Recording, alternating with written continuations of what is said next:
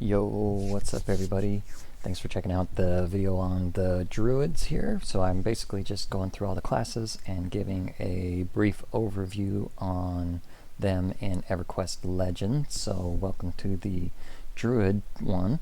I am going to give a brief overview of what I think their strengths are and some things to consider when you're playing a druid, as well as some of the class combos I think that they go really well with.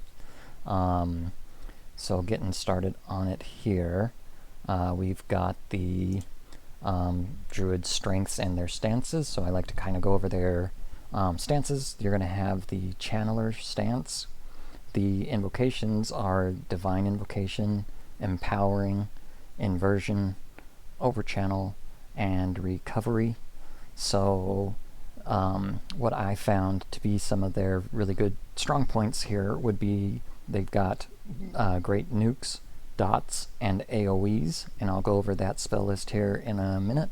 They've got great heals and hots, so again, we'll go over that on the next page. They've got great buffs and damage shields, really useful for, helping out with extra damage. It's everything adds up. They've got Spirit of Wolf and Wolf Form for themselves and the group, and then you've got ports, which are fantastic. Them and wizards get access to different ports, different areas. You have them as rituals in this game, really handy. And then of course their tracking, so druids get access to tracking. It's really useful for target farming stuff. I really enjoy it. So going over on their spell list here, they have quite a few things that are useful. Of course, they are primarily like a healer class is what people, they're grouped into as an archetype. So they have their Forest's Renewal at 49, which says it's 671 HP for 233 mana. So like a 4x on the heal. Really nice having options. They have the Efflorescing Heal, hoping I said that right. Efflorescing Heal. They have this line as they level up. This is the high at 48. They get this version. So 24-second base duration, and then if you see on here, it's saying it will heal 150 per tick, and then at the end they get a big heal of that 450. So when I added that up, if you're getting at the base like 5 ticks, let's say that's 250 plus 5, that's 750, plus the 450, you're getting up to like 1200 healing over that duration. And then things like AAs will affect that with like longer durations, chance to crit per tick, things like that. So you can increase that further, and then leveling up the spell as well is going to help you with the mana. So this one, it just felt really great. Good healing line.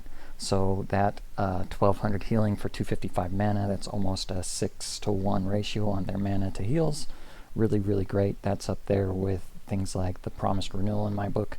The difference would be that you would be casting this a little more often, but you also shouldn't have very much overhealing with this because it's over time. You cast it and it's healing you as you're taking the damage. It's really nice, a lot more predictable. I liked this spell line. Other things to look at would be their damage spells. They had really great damage spells. They have really great AoE spells, things like that. So stuff like this, Star Fire is a fire damage spell. It says, doing 600 damage for about 200 mana. They've got this straight up fire spell, which has a cold resist baked into it. So you're going to be doing the nuke portion. It says about 400 for 260 mana, but then also reduce their cold resistance for the 12 seconds.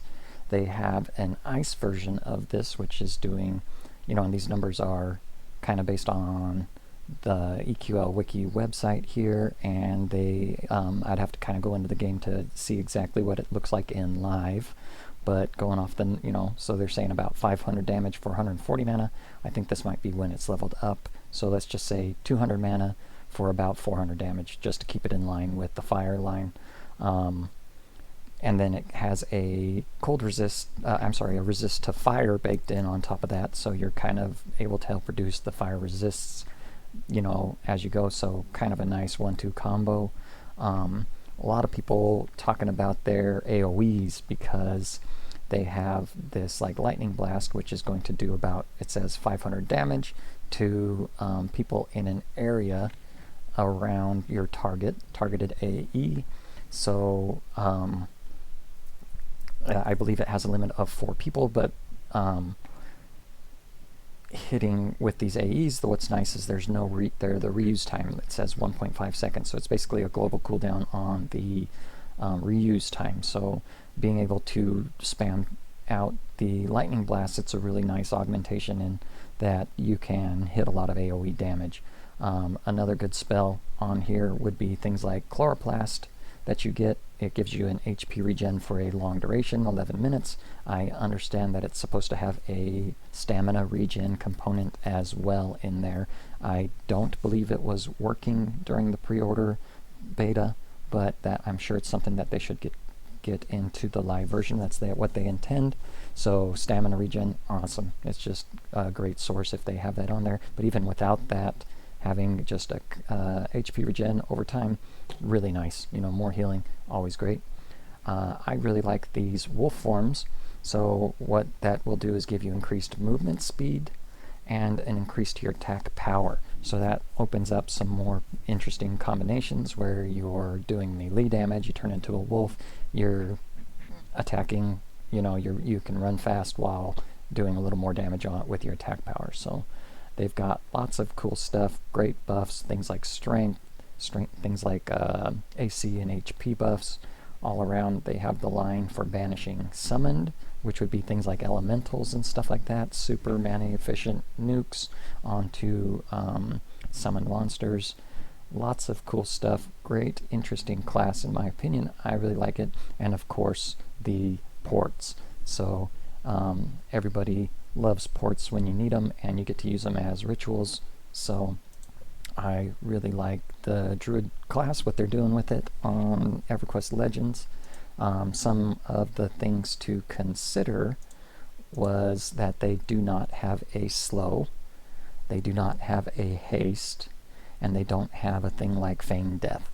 So really it's just something to consider into the augmentation. So that's where when you're doing your trio, so things that I think, of course, healers are good with every combination. One of the things that I was looking for would be to try to round that out. So stuff like a enchanter with a druid gives you a really good option, because now you have hastes, you have slows, the enchanter brings the mana regen and things like that. It's going to help you be able to heal longer. It's going to slot in well with melee classes like a warrior, with like berserkers, with monks, all kinds of stuff like that, because now you have buffs that are geared towards giving you better attack ratings, and then the healing component of that is huge when those classes don't have that baked in innately. So ultimately this can go well with everything.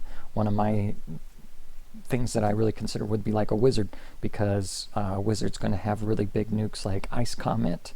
You're able to see shred some of that magic resists with your fire spell to drop their ice resistance, and then hit them with an Ice Comet.